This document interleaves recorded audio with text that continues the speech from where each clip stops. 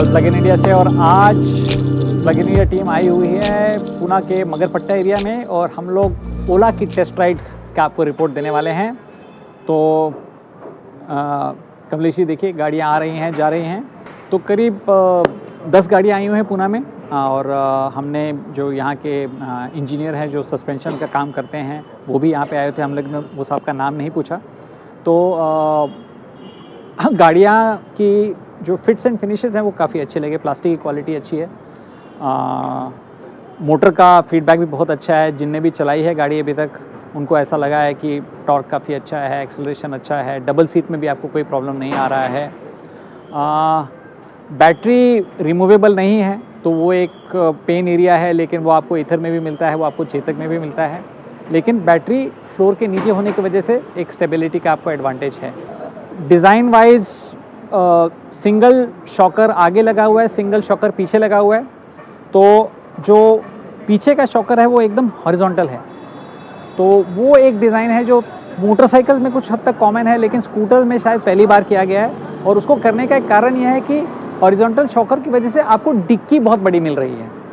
तो अगर आप कोई दुकान चला रहे हैं या आप कोई बड़ा सामान लेके जा रहे हैं तो आप ये समझिए कम से एक छोटा बैग आपका अंदर से आ जाता है बैठ के, 2 हेलमेट तो आ ही जाते हैं। तो I think main selling point जो गाड़ी का है उसका डिक्की स्पेस है जो कि काफ़ी बड़ा है। और आई थिंक पूरी गाड़ी डिक्की के अराउंड ही डिज़ाइन की हुई है इन अ वे, ठीक है।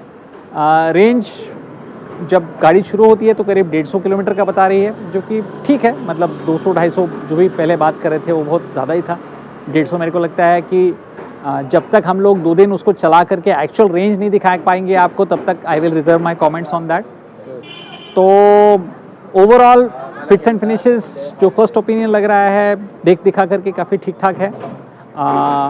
डिज़ाइन ठीक है। अंदर थोड़ा सा एक जो चैसी जो आगे का फुटरेस्ट एरिया है उसमें उसने एक कर्व दिया हुआ है, जैसे कि पुराना बजाज के स्कूटरों में आया करता था, जिसकी वजह से आप जब सामान ढो रहे हो तो उसकी वजह से प्रॉब्लम है। जैसे गैस सिलेंडर आप नहीं रख पाएंगे ठीक से, या 2 ईंट लगाने पड़ेंगे उसके नीचे, ठीक है।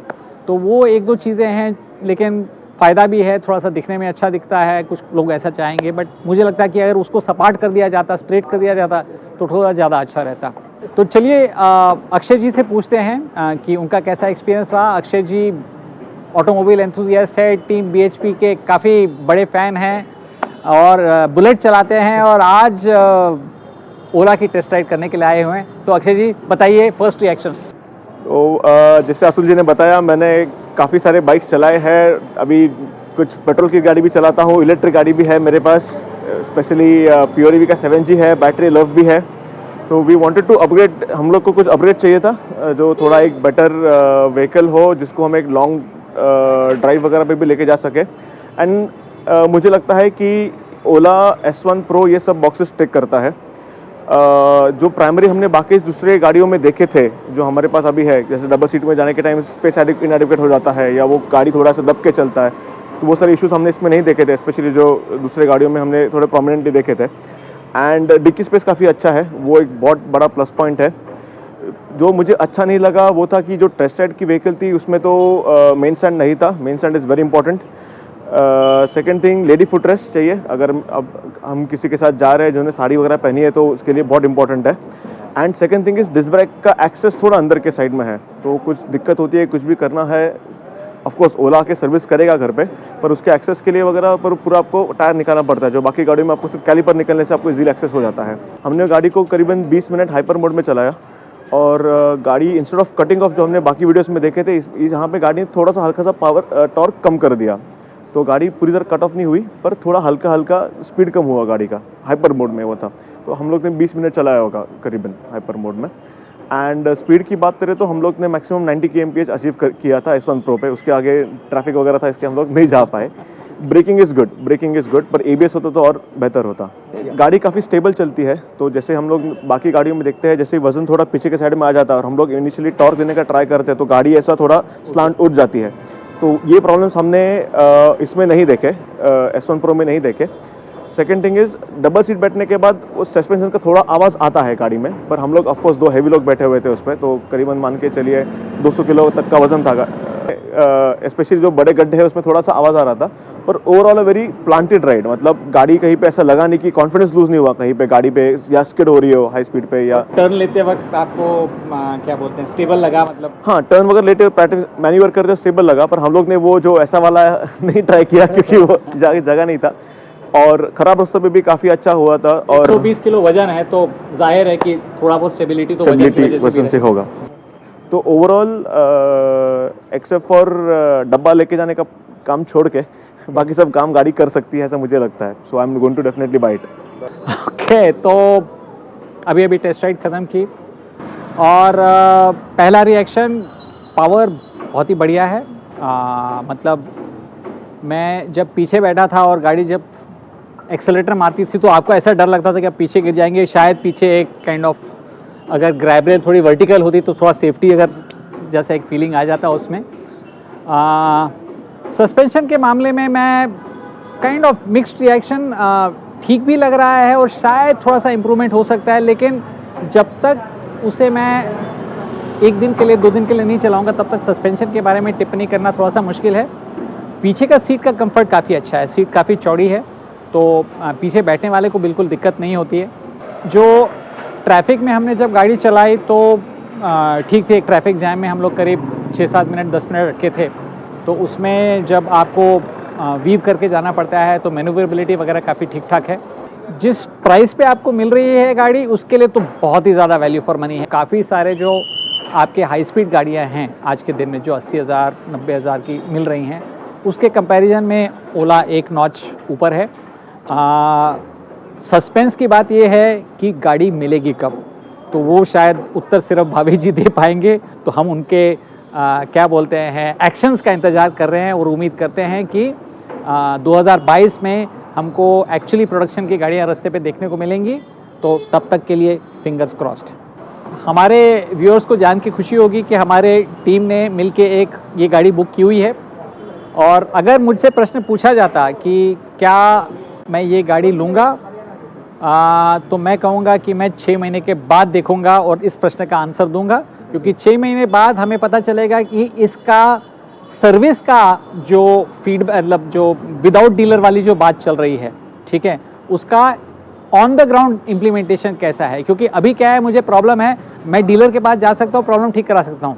अभी मैं कॉल सेंटर फ़ोन करूँगा, उसका आदमी आएगा, कब आएगा, गाड़ी कितना टाइम में ठीक करेगा, क्या वो टूल सेट बराबर लेके आएगा नहीं लेके आएगा, तो ये सारा जो सस्पेंस है वो थोड़ा सा मैं देखूंगा कि ठीक चलेगा नहीं चलेगा। क्योंकि प्रॉब्लम्स आती हैं, कोई भी नए प्रोडक्ट आप लॉन्च करो तो पहले 4-6 महीने में प्रॉब्लम्स आने ही वाली हैं, ठीक है। और ये ओला नहीं, कोई भी कंपनी का, इधर के साथ भी हो चुका है, चेतक के साथ भी हो चुका है, right.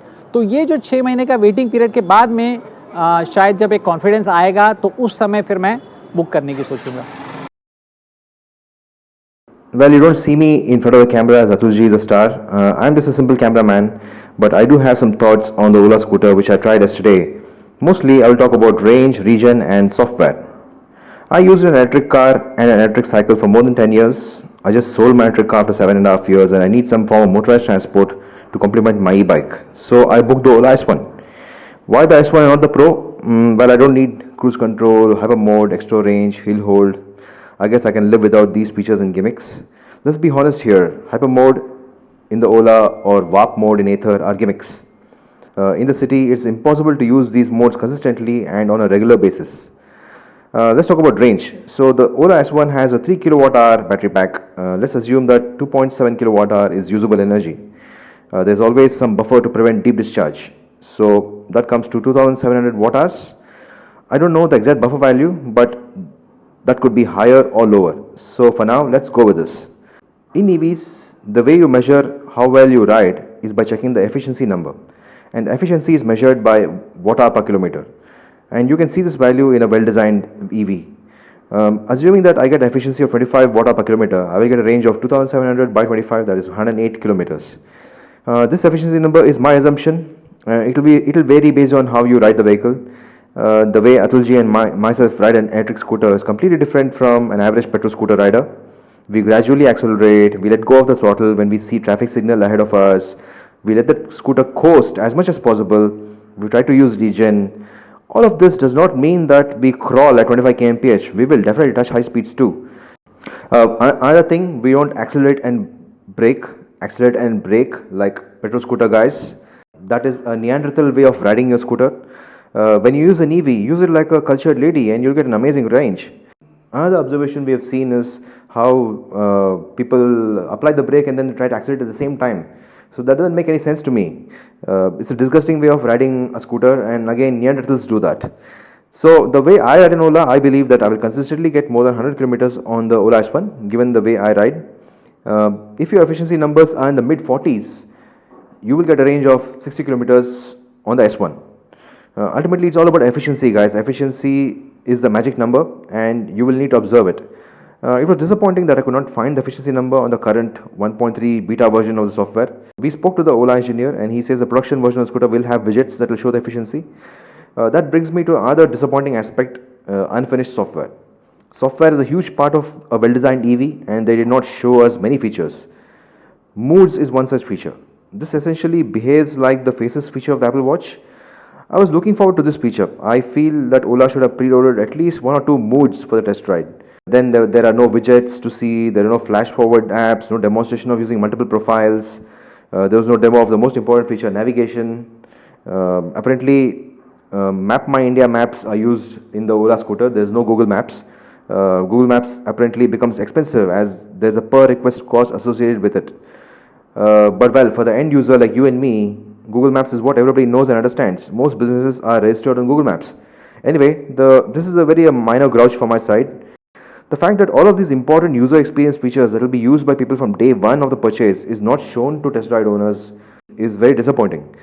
Another observation is that when the SoC is 100%, the DT or the range shown is 153 kilometers on the Ola S1 Pro, which seems okay to me. I'm glad that it did not show the 181 kilometer ARI number in the DT. I feel that number is wildly optimistic, and it's virtually impossible in the real world. Also, the DT shown will be the same every morning you wake up after an overnight charge, unlike an Nexon EV which shows variable numbers based on your driving patterns. I actually like the Ola's method better. This is how it was implemented in the E2O, and that is how it is in the Ather too. Next, my most favorite feature on the Ola S1 is the way regenerative braking is implemented. There are 3 modes of regen. Braking regen. This is simple. When you brake, well, the kinetic energy is converted to electricity and sent to the battery. Then you have other 2 cool features. You have coast regen and forced regen. Well, coast regen is when you let go of the throttle, there is a slight regen happening. When I went down a flyover, I did feel it. You can sense that the motor is becoming a generator and there is slight resistance. The regen level is not that aggressive and not powerful here, but it's there. Forced regen is pretty interesting. It's where you twist the throttle 10 degrees in the reverse direction and the regen gets more aggressive. There is more resistance and definitely the scooter stops pretty fast.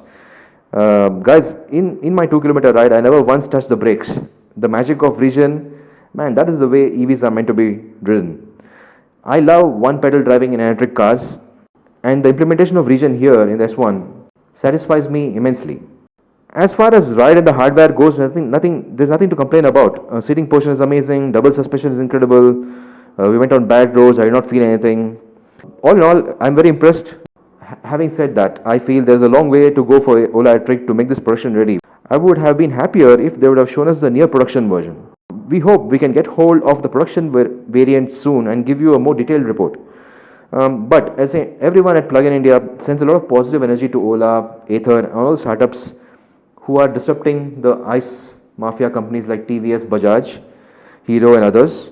These guys are dinosaurs, and they are finished if they don't keep up with the sheer technology innovation we are seeing with our startups. Stay safe, guys, and we'll see you soon.